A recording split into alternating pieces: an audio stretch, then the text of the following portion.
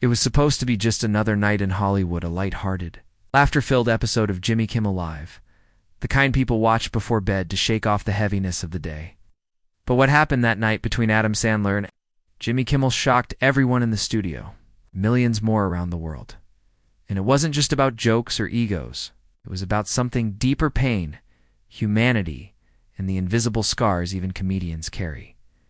Asterisk, the show had been promoted heavily that week. Adam Sandler returns to the Kimmel stage, the ad said. Fans were excited. Adam hadn't done many late-night appearances recently.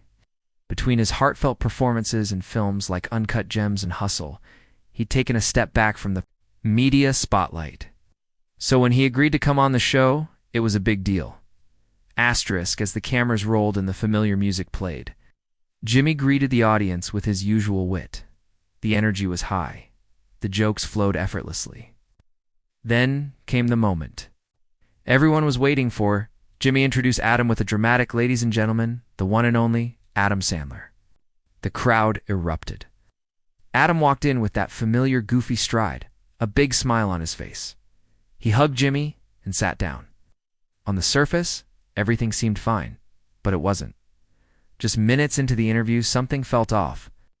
Jimmy made a few playful jabs about Adam's old movies, Billy Madison, Happy Gilmore, and Jack and Jill. The kind of stuff late-night hosts have always done.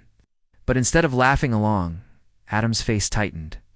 He smiled, but it didn't reach his eyes. Then came the comment that lit the spark. Jimmy smirked and said, "No, Adam, we all love your movies, even the bad ones. I mean, Netflix probably owes you a thank you card for making mediocrity profitable." Asterisk, the audience laughed awkwardly. But Adam didn't.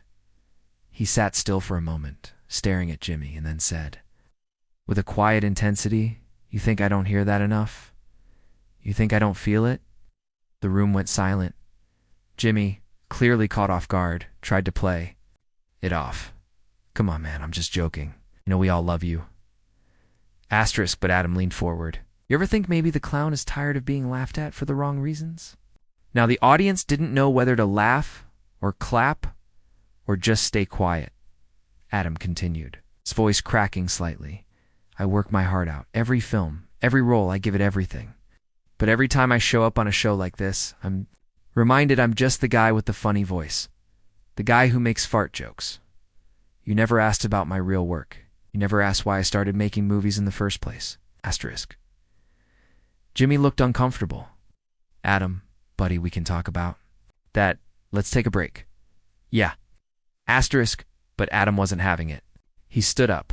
Asterisk, "No," he said. "I'm tired of being the joke.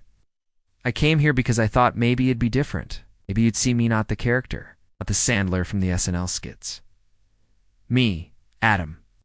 Asterisk's security moved subtly toward the stage, just in case. The producers were panicking behind the scenes. But before anything more could happen, Adam looked at the crowd and gave a nod. "Asterisk, you all laugh, and that's fine. But just remember, sometimes the people who make you laugh the hardest are the ones hurting the most."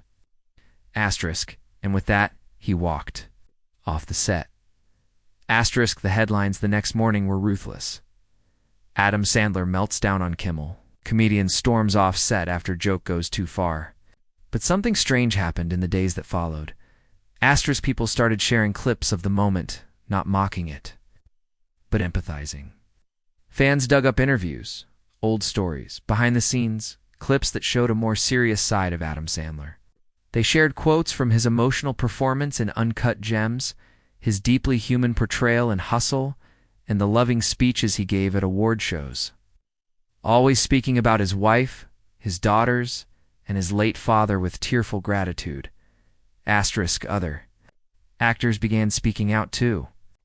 Jennifer Aniston posted a picture of her and Adam with the caption, "He's more than the laughs. He's one of the kindest souls I've ever known." Asterisk, even Chris Rock shared, "People clown Adam because they don't understand how hard he works, how much he cares. That man's heart is bigger than his filmography." Asterisk, a week later, Jimmy Kimmel invited Adam back on the show with no audience. Just 2 chairs, 2 men, and a chance to talk, asterisk, Jimmy started. I owe you an apology. I've known you for years, and I've laughed with you, but I don't think I ever really listened. And that night I didn't hear the pain in your voice, but I do now. Adam sat quietly before responding. It's not just about me. It's about all of us, the people who smile on the outside and are breaking on the inside. We all want to be seen, Jimmy, not as characters, as people, and that became the turning point. That confrontation, once labeled a meltdown, became a movement. It opened the door for other celebrities to speak about mental health, identity, and the pressure to stay in a box the world had built.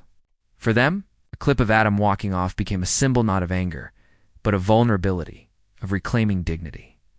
Asterisk, he didn't stop doing comedy. He didn't stop being Adam Sandler. But after that moment, the world looked at him differently. Asterisk not.